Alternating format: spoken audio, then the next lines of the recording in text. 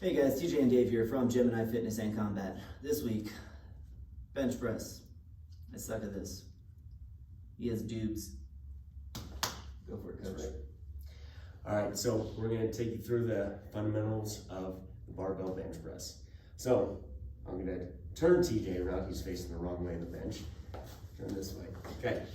So when you set yourself up on the bench, foot placement first. Comfortable. You're going to have your foot and feet flat on the ground here. Not going to be on your toes. Not going to be super wide, super narrow. Just comfortable. It's a good spot right there. Good. Now, if you can't touch the floor, you have a giant bench, short legs, whatever it may be, you can grab 2 weight plates and put them on the ground. That way, hip to knee and knee over ankle, straight line, okay?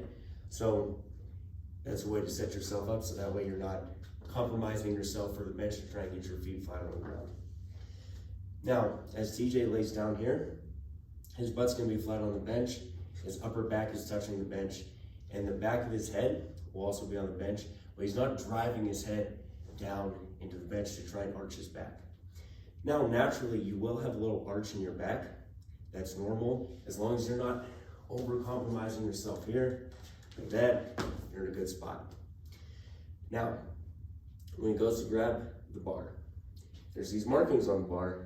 It's a good indicator, side to side, so that way you have a good shoulder width grip, a little outside the shoulder width, but also allows you to line yourself on the bar so you're not grabbing unevenly, which makes the press a whole lot harder, okay? Now, when you grab the bar, there's these markings on here. Contrary to popular belief, you don't have to put your ring finger on, pinky, whatever it may be. Everybody's body and arm length is a little bit different.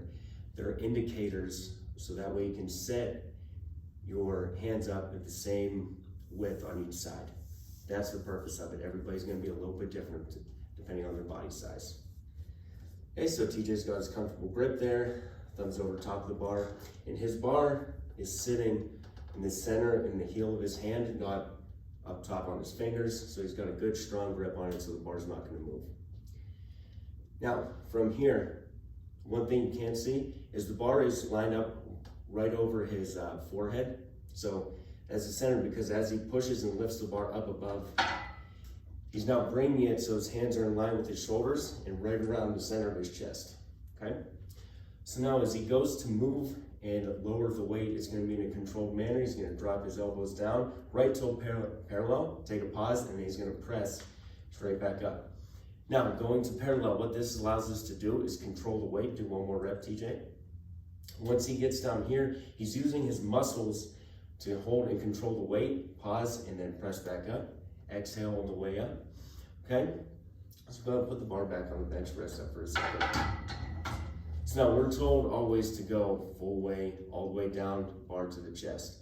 But when we want to just focus on the chest itself and keeping the integrity of our shoulders, coming down to parallel allows us to keep our joint health intact. And when we drop the weight down there and we're holding it, it allows us to strengthen the joints, control the weight, and explode back up. So that way, that allows us to build the stability in our shoulders. So that way we can progress and go all the way down to the chest. So now TJ, get your grip again.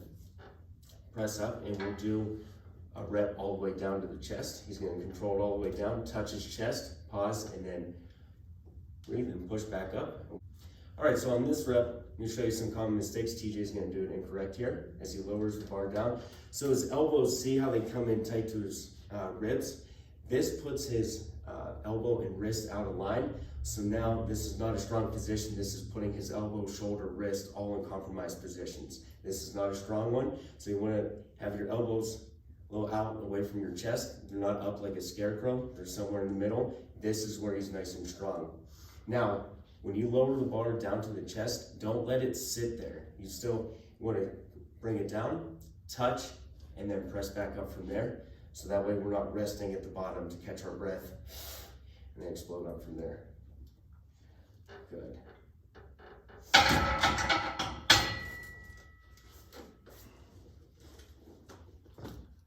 Just remember, lift with a purpose. Form over function. Use the form to lift for the function you want and need. Don't just sit there and start moving weight arbitrarily. Have a goal in mind, that way you don't hurt yourself. If you only do bodybuilding lifting and you're not a bodybuilder, you're gonna be unhappy with the results, whether if you're doing it right or if you're doing it wrong. The goal is ultimately to chase stabilization muscles first. If your shoulder feels good, your back feels good, so on and so forth, everything else in your life will get a little bit easier. If you're overloading and you're stressing out the joint to maximum extent, maximum, conditioning, whatever, sets, reps, quality of life that you want to have inside that gym. If you're doing it to the extreme that you don't want, that aligns with your goal, you're not going to like this in the first place. So bench with a purpose if you're going to bench. Do we have anything else you want to add? Well, that's it for this week's video. Like, subscribe, and follow our pages: Facebook, Instagram, YouTube, and Rockfin. See that? Talk. See you next week.